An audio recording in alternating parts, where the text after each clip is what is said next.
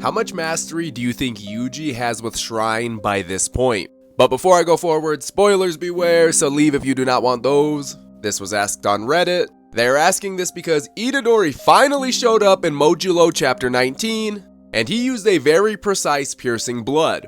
But this user responded to him, and let's see what their take is. They said his blood manipulation has seemingly surpassed Choso's. Choso had to use Iso's technique to send out 3 homing beams of blood, slower and weaker than piercing blood.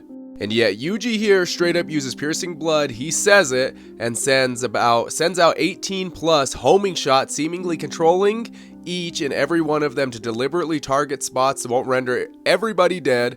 That's an insane blood manipulation feat, probably one of the most precise Jujutsu features we've ever seen, ? And with precision, he is spitting facts right there, but it could be debatable. So I'd have to assume that his shrine usage is around Sukuna level. I mean, obviously Sukuna still had 4 arms with 4 hands and a second mouth to encamp, but in terms of raw usage of the technique, I'd say Yuji is probably around his level. He finished it off by saying, imagine if Sukuna was a normal dude with 2 arms and no stomach mouth. That level probably. And when Buddy from Reddit was talking about precision, this is what they mean. He says piercing blood does the hand action, and then all of a sudden we see all of these beams of piercing blood come through with precision.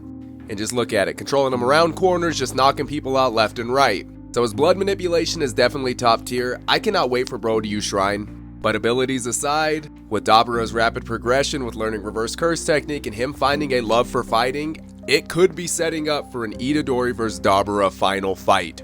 Because it finally looks like they found the man that they originally wanted to duel with Dabura. Peace.